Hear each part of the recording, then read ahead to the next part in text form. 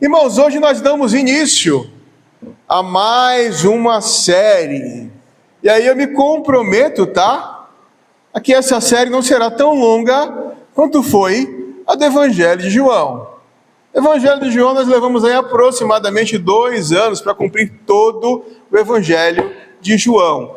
Para mim foi muito satisfatório poder compartilhar com os irmãos o Evangelho de João, principalmente porque o Evangelho de João propõe Jesus como Filho de Deus, propõe Jesus como caminho, propõe Jesus como pão que desceu do céu. E isso para mim é especial. Para mim foi edificante poder compartilhar com os irmãos acerca desse Evangelho. Entretanto, chegamos ao final, né, Marquinhos? Fechamos, completamos o ciclo e hoje iniciaremos mais um ciclo. Me comprometo com os irmãos que esse ciclo deve durar aproximadamente 54, 55, talvez 56 semanas, tá?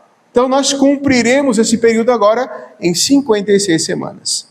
Já comunicamos aos irmãos da diretoria sobre o que nós iríamos tratar este ano, ou sobre o que seriam as nossas mensagens dominicais, e nós estabelecemos, irmãos, como roteiro para esse ano, o seguinte tema: uma igreja como a nossa. Vamos pensar acerca disso, e inclusive esse também será o tema do nosso culto de aniversário, tá? Ocorreu uma alteração de data, o culto foi colocado aí para o dia 7 de março, se não me falha a memória, é isso, Nádia? 7 de março, tá bom? É um sábado, alteramos a data, mas o tema continua esse, e será esse, uma igreja como a nossa. Para pensar, irmãos, a vida cristã, e eu particularmente avalio que a vida cristã, ela deve ser ou estar baseada em referências. Referências. Modelos que nós devemos observar e seguir. Modelos que devemos observar e replicar ao longo da nossa caminhada. Hoje à noite, na leitura bíblica alternada, o Marquinho leu no versículo 3, que dizia assim, no 4, porque Deus nos escolheu nele, antes da criação do mundo, para sermos santos e sem culpa diante dele. Em amor nos predestinou para sermos adotados como filhos, por meio de Jesus Cristo, conforme o bom propósito da sua vontade, para o louvor da sua glória, gloriosa graça, a qual nos deu graciosamente por meio do amado.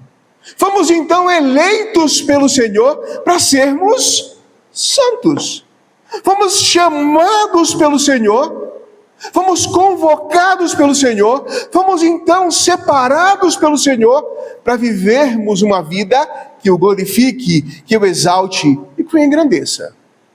A grande questão é aonde nós temos buscado referência para esse modelo que glorifica, que exalta, que engrandece ao nome do Senhor. Quais têm sido os direcionadores da minha vida? E digo, da minha vida cristã. É muito arriscado quando achamos que não precisamos de referência. É muito arriscado quando escolhemos referências que não fazem parte de um conjunto bíblico. É muito arriscado quando escolhemos referências que nos propõem aquilo que a Bíblia não propôs. Por isso eu quero convidar os irmãos, ao longo dessas próximas 55, 56 semanas, pensarmos acerca de alguém que eu considero como especialista em igreja. Se eu tivesse a oportunidade de convidá-lo para vir aqui, Marquinhos, para falar acerca de igreja, seria algo espetacular. Mas não conseguiremos chamá-lo aqui. Quero dessas 55 semanas que se seguem expor mensagens nas cartas que Paulo escreveu a igrejas como a nossa. Igrejas que eram então compostas de pessoas, de homens e mulheres como nós. Homens e mulheres que tinham falhas, que possuíam erros. Homens e mulheres que eram soberbos. Possuíam de si um conceito muito além daquilo que deveria ter. Igrejas que, como a nossa, possuíam problemas e dificuldades, mas possuíam também acertos. Quero pensar ao longo desse período acerca daquilo que Paulo, do meu ponto de vista, o maior especialista de igreja que poderíamos encontrar, escreveu e deixou a nós registrado. Abra sua Bíblia comigo na carta de Paulo escrita aos crentes lá da Galácia, capítulo 1, no versículo 10. Quero ler o verso 10 por enquanto, depois nós seguiremos os próximos versos. No verso 10, o apóstolo Paulo diz assim: acaso eu agora busco a aprovação dos homens ou a de Deus? Ou procuro agradar a homens? Se eu ainda procurasse agradar a homens, não seria servo de Cristo. Uma igreja como a nossa é muitas vezes atacada por situações como a igreja da Galácia foi atacada. Como os irmãos daquela região foram alcançados. Para nós pensarmos um pouco acerca da carta de Paulo escrita aos crentes da Galácia, é importante nos lembrarmos qual era o contexto. Paulo havia trazido e proposto a eles a mensagem do Evangelho de Cristo, a mensagem da graça, a mensagem da suficiência de Cristo. O que isso quer dizer? Que Cristo, e só Cristo, era suficiente para promover ao homem salvação. Aí você pode dizer: não, pastor, nós compreendemos e entendemos exatamente isso. Só Cristo nos promove a salvação. Amém, irmãos. Mas se você der uma observada em volta, se você olhar em volta, vai notar o quanto situações diferentes são propostas à igreja, não falo igreja local, mas a igreja de Cristo de maneira geral, como complementos para a salvação. É interessante observarmos termos como, por exemplo, aqui é lugar de recomeço. Aqui é lugar do novo. Venha e participe da campanha X, Y, Z, W. Escolha o tipo de campanha que você quiser. E antes que você me julgue, peço a você que busque referência bíblica para quaisquer tipo de campanha. Para orações que sejam fortes, ou para momentos de começo ou recomeço. E aí poderemos sentar e verificar quantos complementos são propostos que não fazem parte do arcabouço bíblico, que não fazem parte do conjunto proposto pela Bíblia. Paulo combatia naquele momento histórico os judaizantes, que diziam para os convertidos da igreja que só Cristo não era suficiente, mas que eles deveriam estar atentos à observação da lei, para que fossem então salvos em Cristo Jesus. De forma definitiva, irmãos, entendam e pensem acerca da seguinte expressão: Cristo é suficiente para você. O sangue de Cristo derramado na cruz do Calvário, e só o sangue de Cristo derramado na cruz do Calvário, proporciona ao homem remissão dos seus pecados. Cristo é suficiente para você. Isso é fato.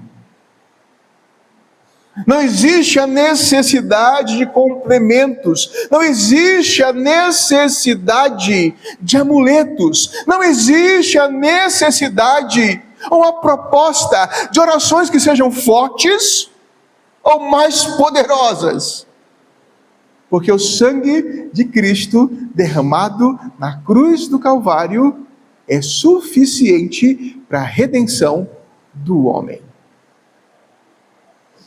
Paulo, na defesa, então, do Evangelho e da mensagem de Cristo, escreve àqueles irmãos, e Paulo começa dizendo assim no versículo 1, Paulo, apóstolo, não da parte de homens, nem por meio de homem algum, mas por intermédio de Jesus Cristo e Deus Pai, que o ressuscitou dentre os mortos. Paulo começa a expressar ou mostrar quais eram as suas qualificações. Quem tem servido de referência para você? Paro para pensar, e eu sou observador do fenômeno igreja, obrigatoriamente, não é? Por conta da minha atividade. E o que eu paro para observar é que nós somos conduzidos por muitas questões que não são bíblicas, mas são meramente emocionais. São propostas emotivas. São propostas que nos conduzem por um caminho que não possui fundamentação na Bíblia, mas que possui fundamentação na direção de que eu me sinta bem, de que eu sinta o meu espírito elevado, de que as minhas emoções estejam boas. Ótimo, é muito bom estar feliz, mas qual a motivação da sua felicidade? É o Cristo morto e ressurreto, que é suficiente para a sua redenção? Se for isso, amém, ótimo. Mas se forem promessas vazias, para uma vida de facilidades enquanto aqui estamos, cuidado. Paulo diz que ele é apóstolo não por parte de homem algum. Não trago em mim a vontade de um homem que me colocou como apóstolo, não, mas sou apóstolo de Jesus Cristo e de Deus Pai. Paulo começa dizendo, olha, o que eu falo, eu não falo por vontade própria, mas falo por aquele que me enviou. Instruções que eu trago e aquilo que eu passo a tratar, eu não falo porque eu simplesmente acho ser melhor, mas falo por Cristo e por Deus Pai, de quem sou apóstolo, de quem sou enviado ou por quem fui enviado. Quem tem sido a sua referência? Quem você tem escutado? Quem tem sido os seus influenciadores? E Paulo diz, eu sou apóstolo de Cristo e de Deus Pai. Não existe qualificação melhor para alguém que se propõe então a trazer a mensagem do Senhor do que essa. Servo do Senhor. Por intermédio dele é que Paulo fala. Nossa proposta, então, é de sermos servos que trazem como referência Cristo, que observam e que são críticos com relação àquilo que escutam ou ouvem. Porque quem falou, quem disse, quem propôs. Observamos que nos últimos tempos, o meio evangélico, e eu vou usar o termo evangélico, tá? Se tornou um grande circo, para nossa vergonha. Um grande circo. Existem líderes religiosos que, no intuito de arrebanharem para si o maior número de seguidores, elaboram as maiores aberrações possíveis. E o mais complicado é que as pessoas não se perguntam, da parte de quem vem isso? Da parte de quem vem isso? Nossa referência, irmãos, é Cristo. A nossa proposta é caminharmos como servos do Senhor, que conhecem aquilo que o Senhor nos propôs, que conhecem então que o Senhor nos propôs como roteiro a seguirmos, e não somos levados de um lado para o outro, como o próprio apóstolo Paulo fala em Efésios, por todo o vento de doutrina. Mas temos o Senhor como nossa referência. Uma igreja como a nossa se preocupa de onde parte a mensagem. De que fonte vem a mensagem? É bíblica ou parte simplesmente do meu querer? Ou parte daquilo que eu acho ou penso? Eu já falei para os irmãos que achar e pensar, para mim, não vale muita coisa, quando a proposta é vida cristã. O que tem que valer para nós é o que a Bíblia nos diz, nos ensina. Paulo continua e diz assim: e todos os irmãos que estão comigo, as igrejas da Galácia, graça e paz a vocês da parte de Deus, o nosso Pai, e do nosso Senhor Jesus Cristo, que se entregou pelos nossos pecados, a fim de nos resgatar desta era má, segundo a vontade de nosso Deus e Pai, a quem seja a glória pelos séculos dos séculos. Amém.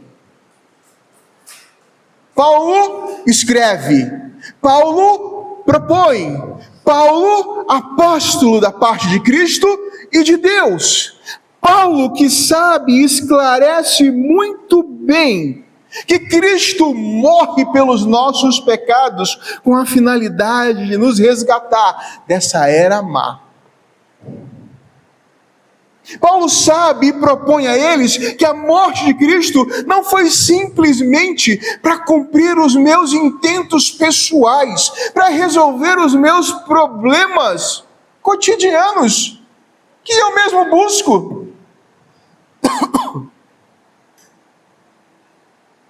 Estou enfrentando uma luta, amém, que luta? Ah, não, sabe, é porque eu me relacionei com uma pessoa que não... Aí você já começa, não é? Lá atrás você podia ter feito uma escolha diferente? Ah, podia. Você não sabia que a pessoa não servia a Deus? Ah, não, eu sabia. Não sabia da incompatibilidade? Sabia. Agora faz o quê? Agora sofre, ora e pede graça ao Senhor. Fiz uma dívida muito grande. E agora? O Nelson gosta do que eu vou falar agora, né, Nelson? Em nome de Jesus eu vou pagar. Aí Nelson fala, mas Jesus é fiador, ué? Quer dizer, não de dívida, né? Jesus fiou a minha vida. Pagou pela minha vida. Arrumei a dívida, o que eu faço agora? Trabalho. Renegocio. E pago a dívida. Agora você põe nas costas de Jesus a dívida que você fez. Observou? Paulo diz, olha, Cristo morreu e se entregou pelos nossos pecados. Nós queremos mitigar a morte de Cristo como se Jesus fosse um solucionador de problemas transitórios e corriqueiros, quando na verdade o que Cristo fez, só Ele poderia fazer. Só Cristo, o bom pastor, poderia morrer por você. E mais ninguém. Só Cristo, aquele que vem como Pai, então, escolheu para morrer em nosso lugar. Porque Paulo diz isso. Olha o que Paulo diz. Segundo a vontade do nosso Deus e Pai. Irmãos, queridos no meu coração, Uma igreja como a nossa entende, ou pelo menos deve se perguntar de onde vem a mensagem. Uma igreja como a nossa sabe, entende que a morte de Cristo foi pelos meus pecados e não pelos problemas transitórios, corriqueiros que eu arrumo. Uma igreja como a nossa sabe que a morte de Jesus não foi acidental, mas fazia parte dos planos eternos de Deus. Ah não, Jesus estava na terra, o Filho de Deus, né, Marquinhos? Caminhando por aí, passeando no Getsemane com seus discípulos, e em dado momento aconteceu uma balbúrdia. Não, meu amigo. Ah não, sabe, ocorreu lá uma espécie de situação para calar Jesus, então, não. Fazia plano, ou parte do plano de Deus, a morte de Jesus em nosso lugar. Não foi surpresa, não foi acidental, mas foi algo completamente planejado. Não se enganem. Cristo, ou Jesus, não morreu acidentalmente, mas ele se entregou em nosso lugar. O justo pagou pelo injusto. O que não tinha pecado morreu pelo pecador. E não foi acidental.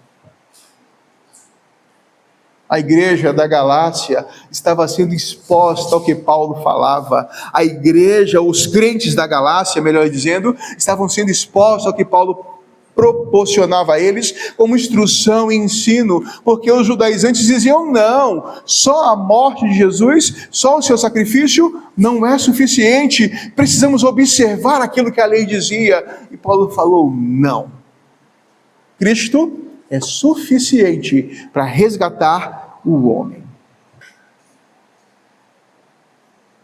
Até aqui, Paulo trata de questões que devemos observar.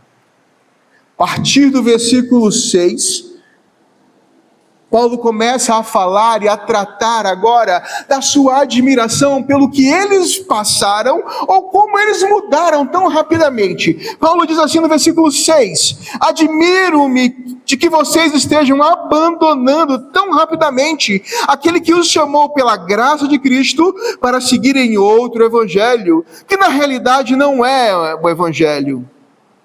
O que ocorre é que algumas pessoas estão perturbando, querendo perverter o evangelho de Cristo.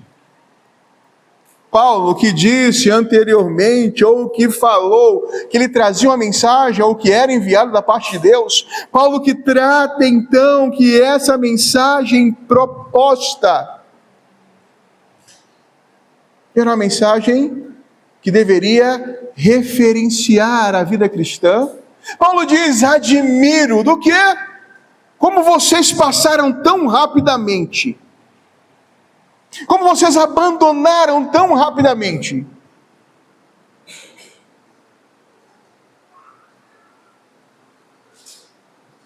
Eles foram então alcançados por uma instrução, por um ensino que diminuía a morte de Cristo, que trazia a morte de Cristo para um patamar de insuficiência e propunha um evangelho novo. E aí eu pergunto para os irmãos, não é? O que nós passamos e enfrentamos atualmente é exatamente isso. Jesus, o sacrifício dele, a morte dele e a morte voluntária dele já não é mais suficiente. Se você parar para pensar bem, se você avaliar bem aquilo que acontece e o que ocorre, situações propostas, e a cada dia mais um complemento surge. Para quem trabalha com informática vai entender bem do que eu falo, não é? A cada dia que você liga existe uma atualização nova no sistema operacional, nos programas que você utiliza. De época em época, não é? O celular para e fala: olha, agora precisa atualizar o programa. O que parece é que o evangelho de Cristo lá atrás, proposto e pregado por Paulo, já não era mais suficiente para os crentes da Galácia, daquela região. Agora é necessário seguir o complemento, que no caso deles era a prática proposta pelos judaizantes, a observação da lei. Paulo trata com eles: vocês foram chamados por Cristo.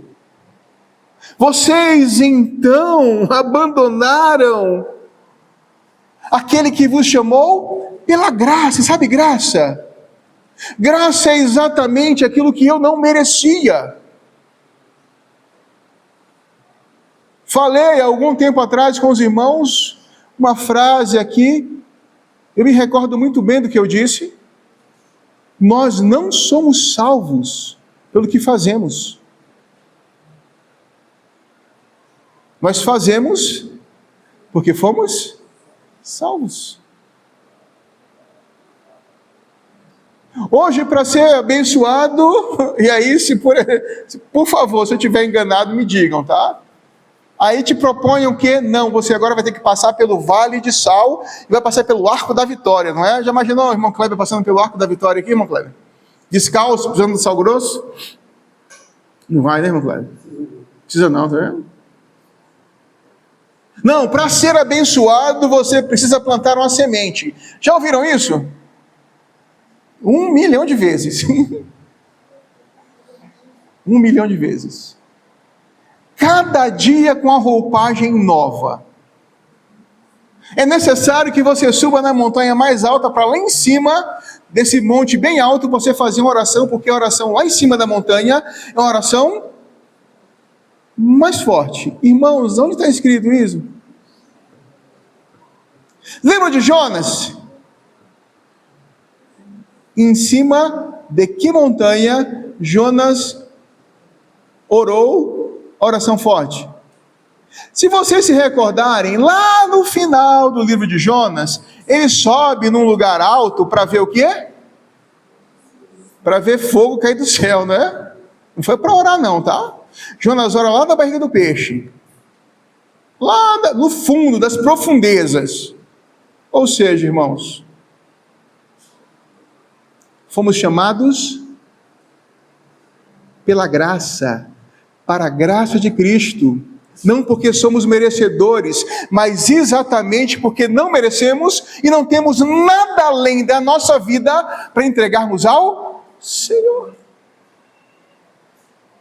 Nada além da nossa vida para entregarmos ao Senhor.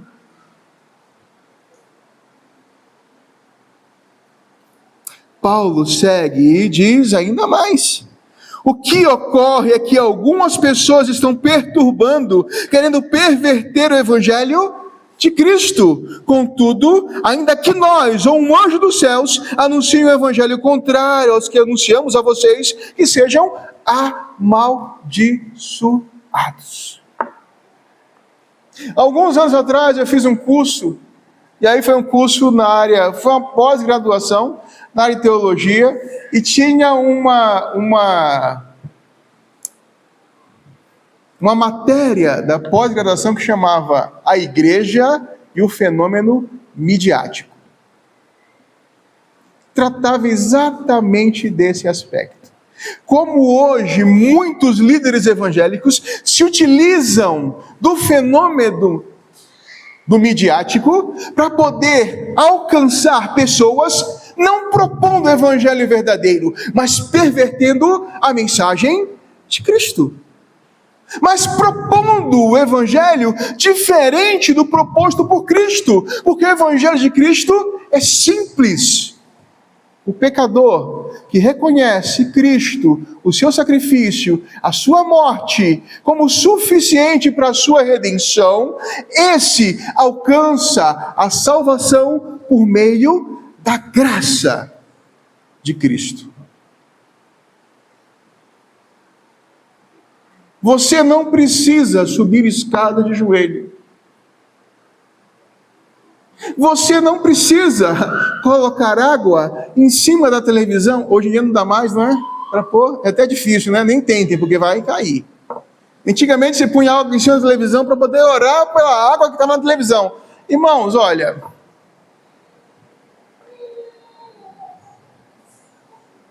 faz isso não.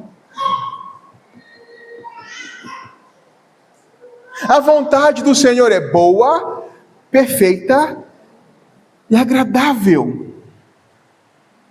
Melhor oração que fazemos é que o Senhor faça da minha vida aquilo que Ele aprouve. Que o Senhor faça a sua vontade realizada na minha vida.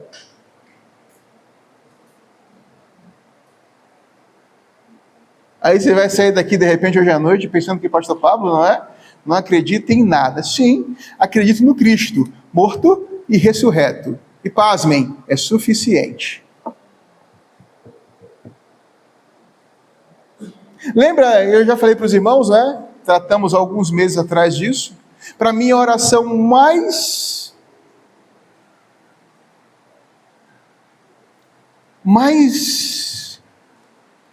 pessoal e íntima,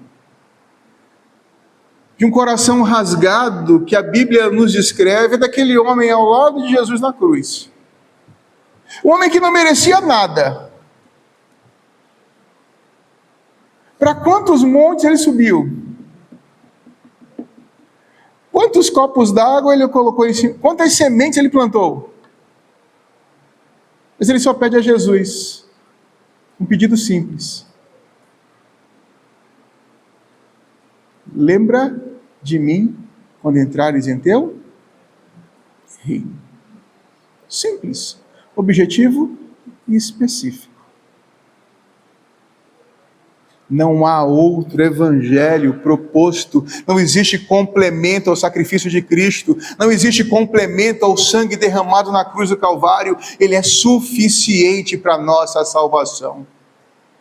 Trago isso como ponto de partida, irmãos, porque é compreensão básica de nós, porque parte disso. Se eu não compreender isso, toda a minha caminhada fica comprometida. Porque acabo imaginando que o Evangelho é um evangelho místico e supersticioso, de que eu preciso realizar atos para ser salvo, de que eu vou ser então rejeitado pelo Senhor se eu não fizer algo específico. Mas não, Cristo veio para morrer por nós, porque somos pecadores, e a sua morte é suficiente para nós. O seu sangue que nos redimiu. Foi Cristo que abriu um novo e vivo caminho a nós, para o Senhor, e não eu, não a minha bondade. Paulo vai seguir e continua dizendo ainda assim: contudo, ainda que nós, ou um anjo do céu, anuncie um evangelho contrário ao que anunciamos a vocês, que seja amaldiçoado. A mensagem pregada, irmãos, já havia sido proposta, já havia sido pregada, a mensagem pregada estava autenticada. E Paulo disse: se outra mensagem for proposta, que não seja o evangelho da graça, que seja amaldiçoado.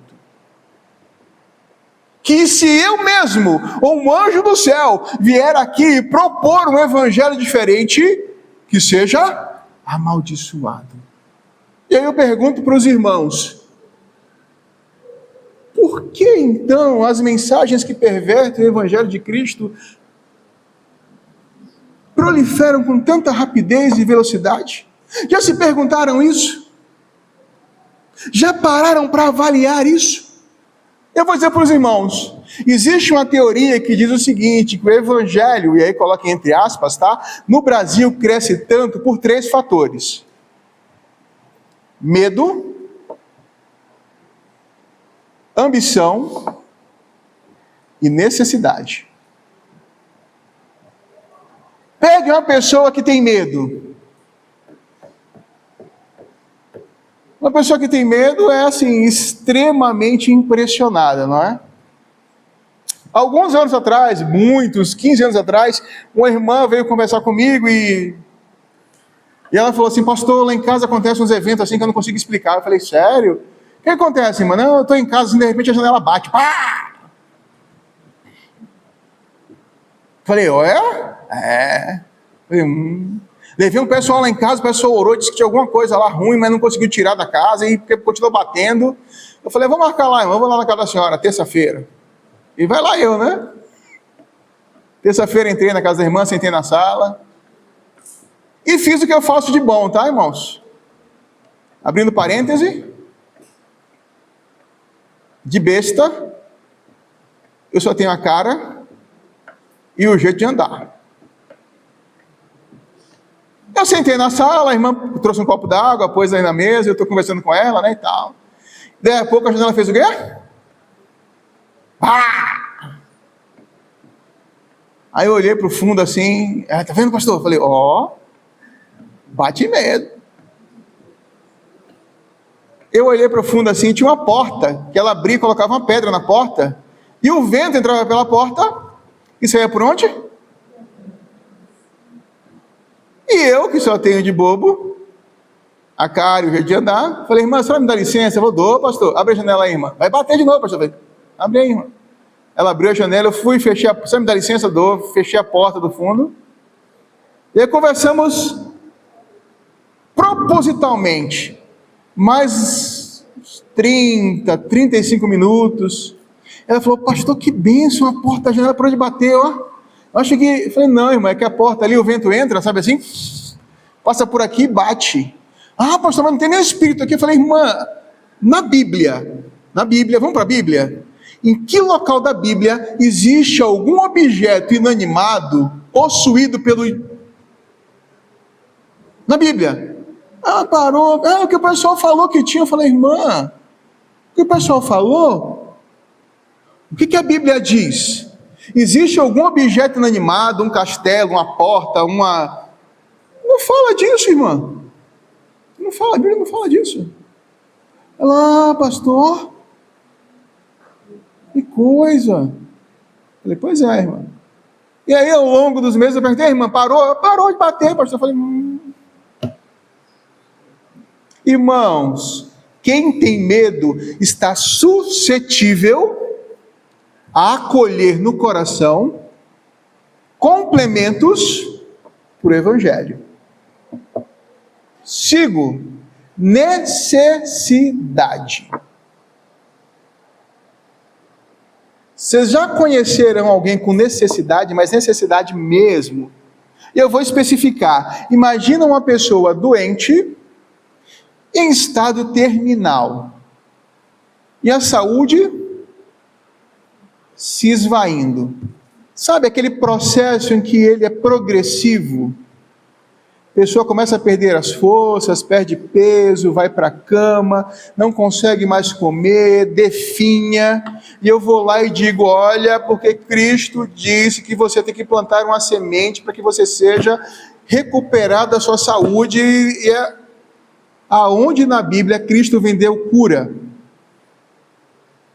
Quando na Bíblia Cristo vendeu cura?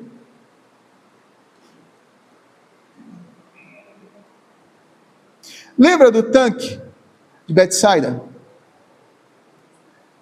Eu lembro que eu preguei esse texto aqui, mas não vai doer relembrar. Aquele era um local que era um depósito de doentes. O que dizem os historiadores é que ali havia um alpendre, sabe, uma espécie de cobertura, onde as pessoas enfermas eram colocadas e deixadas ali. Quem possuía recurso tinha alguém para acompanhá-lo, para cuidar dele. Ali, irmãos, não era um balneário. A gente lê o texto, né? Parece que está todo mundo ali, não é? De braços cruzados, esperando água. Não parece isso? Irmãos, era um local decadente, sujo, com pessoas doentes, enfermas, necessitadas. Jesus chega naquele local e faz o quê? Ele monta uma mesa e fala, façam fila agora que eu vou curar todo mundo. Ele cura um homem. Mas hoje é vendido o quê? Que Jesus vai curar indiscriminadamente. Quem é necessitado, irmãos? Além do medroso, o necessitado está suscetível aos complementos do Evangelho. Terceiro lugar, medo, necessidade e ambição.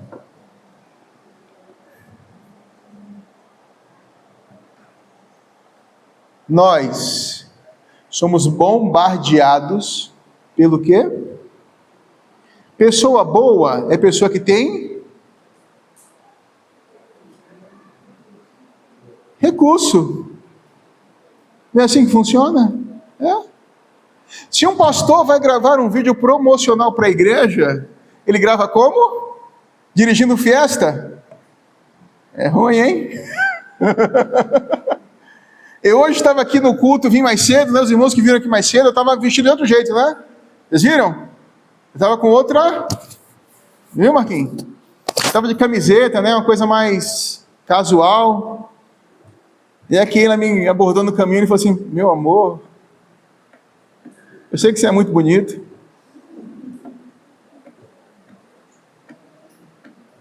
Mas vamos pôr uma camisa? Falei, querida, eu não estou com vontade. Não, eu busco para você em casa. Ela foi em casa buscar a camisa, né? Porque apresentável, né? Apresentável. Criamos expectativas naqueles que estão lá na frente. Você pega o menino, no passado era assim: eu quero ser pastor. Por quê? Porque o pastor vem de terno e gravata, está alinhado, barba feita, não é? O pastor era a cara do sucesso. De paletó e gravata, sapato lustrado, é assim. Era assim. O que se vende hoje em dia? Se vende a imagem do sucesso. Quem não quer ter chapéu grande, um fazendão, usar relógio caro, andar de roupa de grife? Né, Souza? Não, Souza? Quem não quer?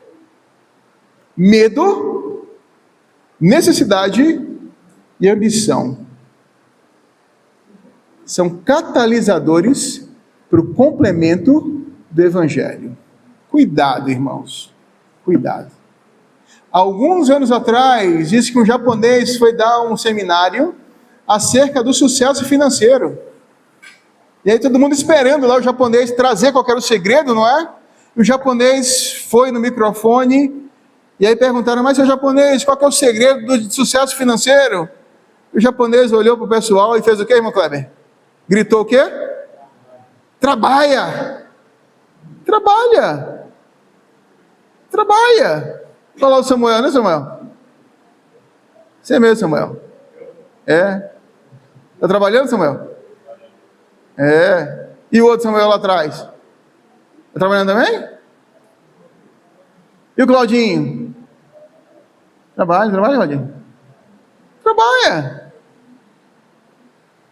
Trabalha. O Evangelho de Cristo, irmãos, nos proporciona remissão dos nossos pecados. Qualquer outra mensagem, qualquer outro complemento, qualquer isca para fisgar você, cuidado, porque isso pode ser, como Paulo disse, uma maldição. Um evangelho maldito. Literalmente maldito.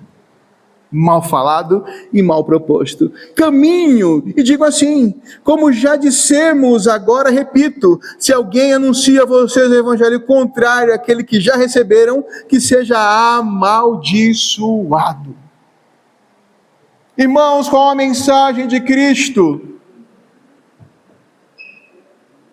É de salvação e de redenção ao homem por meio da sua morte.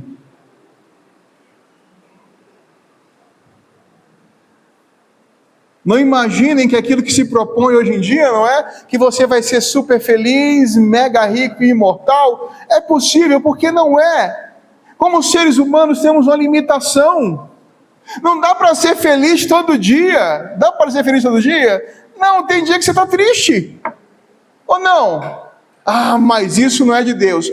Certo. Não é de Deus, mas Deus me fez suscetível à tristeza, senão me blindava a tristeza. Lembra de Jesus no Getsemane? O seu suor se transformou ou eram como gotas, por causa da angústia. Dá para ser imortal? Não dá para ser imortal. E mega rico? Sempre vai haver alguém mais rico.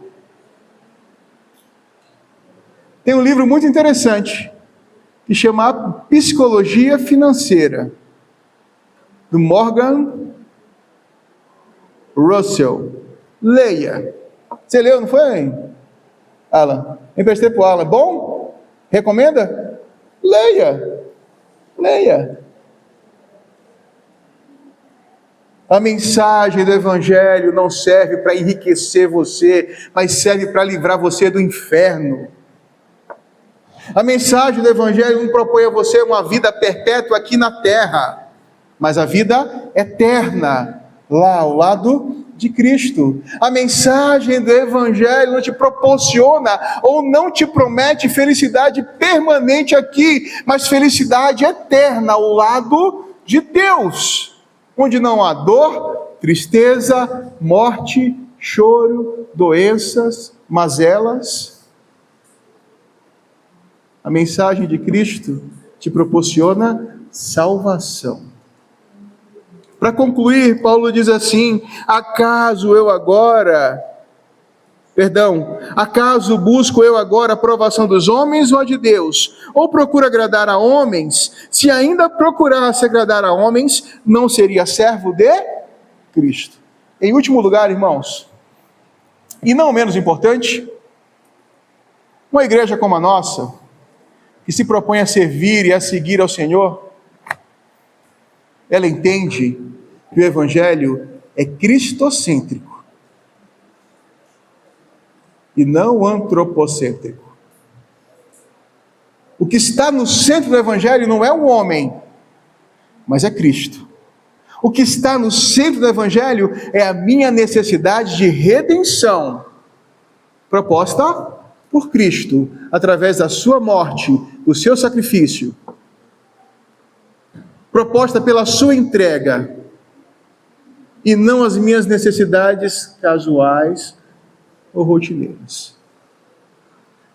Se estamos aqui, não estamos para o nosso louvor, mas para o louvor de Cristo.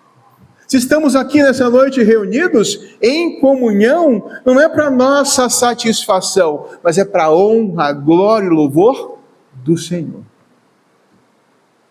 Acaso busco eu agora agradar a homens ou a Deus? A quem nós buscamos agradar?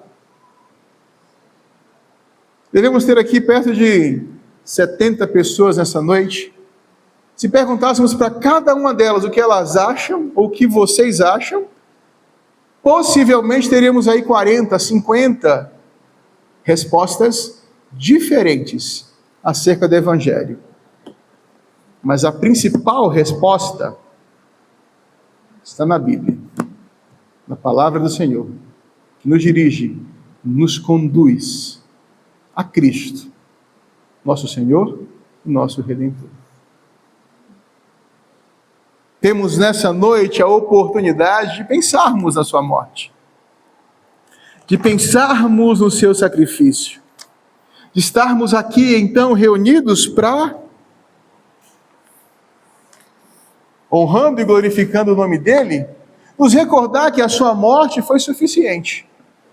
Quando pensamos na ceia do Senhor, não pensamos num momento místico, mas pensamos na ceia do Senhor como um momento onde nós rememoramos a sua morte. Avaliamos o impacto do seu sacrifício na nossa vida. Avaliamos a sua morte como tendo sido redentora, como tendo sido ela, sim, o motivo da minha redenção, da minha remissão, da remissão dos meus pecados. Temos nessa noite a oportunidade de nos lembrarmos da morte de Jesus, avaliando dessa maneira, avaliando dessa forma.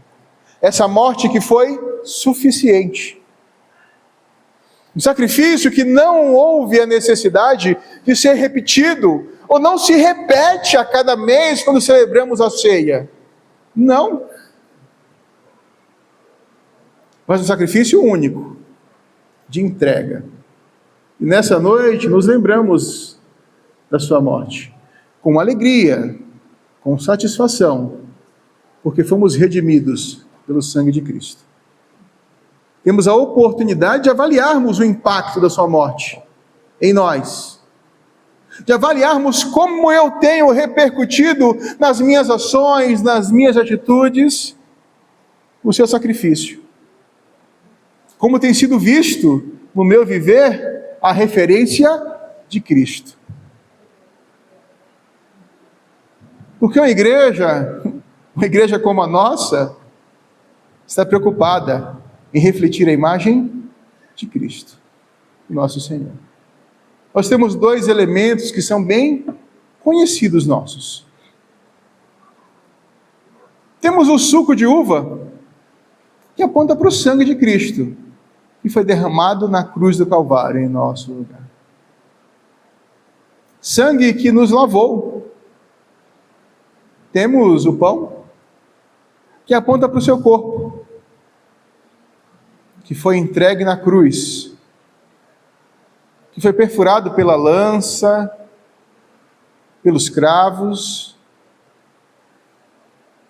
corpo que foi maltratado, e como dissemos anteriormente, não foi acidental, mas fazia parte dos planos de Deus.